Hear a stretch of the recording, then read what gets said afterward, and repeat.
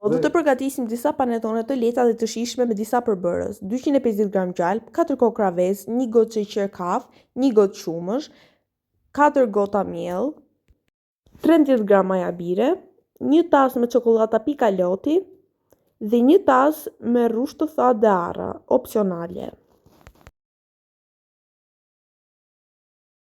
Fillojmë me gjalpin. Gjalpi duhet të jetë në temperaturë ambienti që ne të punojmë sa më lehtë me të. Pastaj fillojmë me vezët. Do të thejmë 4 kokra vezë në të.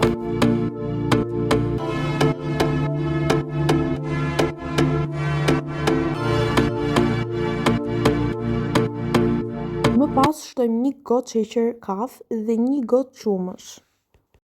Pastaj do t'i përzijmë të gjitha së bashku. Pasi të keni përzijmë të gjitha së bashku, do të hedhim 4 gotat e miellit dhe do t'i përzijmë derisa ato të bënë një brumë më të butë se ai i bukës.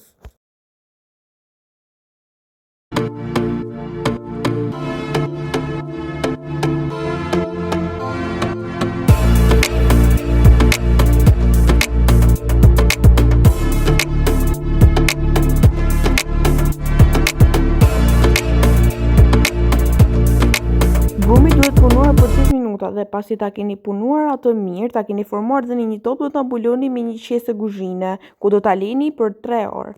Temperaturë ambienti. Pas rreth 3-4 orësh, brumi i panetones ka qëndruar, ai ka dyfishuar madhësinë e tij dhe duket i ajrosur dhe i butë. Pastaj që ta punoja me duar më mirë, e hoqa nga tasi dhe e vura në tavolinë, që të mos ngjitej brumi i panetones në tavolinë, vura dhe pak vaj ulliri në të. Çdo hap e bën brumin të duket gati për pjekje. E preva në 2 pjesë dhe fillova të punoj me dorë.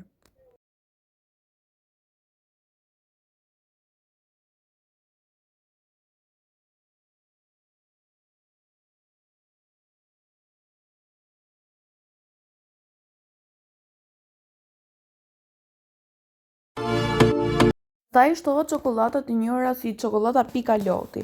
I bëra me kujdes që të shpërndahen mirë në të gjithë brumin. Ky hap është shumë i rëndësishëm sepse çokollatat jo vetëm që japin shije, por edhe aromat e tyre përhapin në të gjithë brumin, duke e bërë çdo pjesë të duket më e pastër dhe më e shijshme.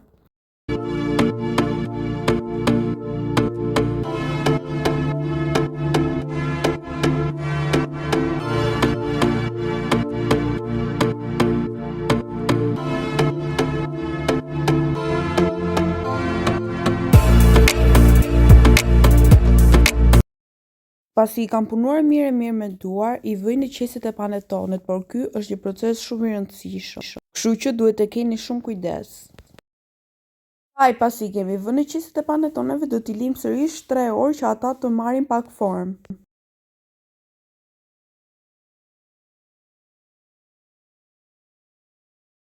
Pasi të keni formuar panetonet dhe t'i keni lënë të rrinë për 2 deri në 3 orë, do t'i presim pak dhe do t'i fusim pak gjalp.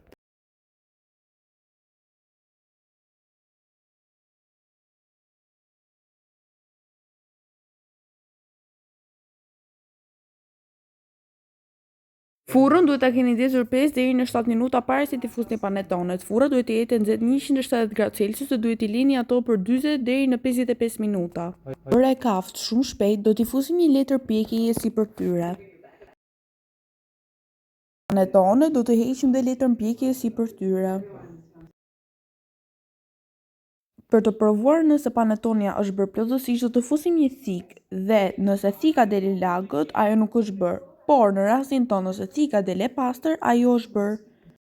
Dhe ja ku I kemi, panetonat tona janë gati, kanë dalë të fryrë, të buta dhe plot me çokollata që në shkrin në gojë. Aroma që del është thjesht magjike, në çdo kafshim të bën të ndihesh dashurinë dhe kujdesin që kemi vendosur në çdo hap të përgatitjes.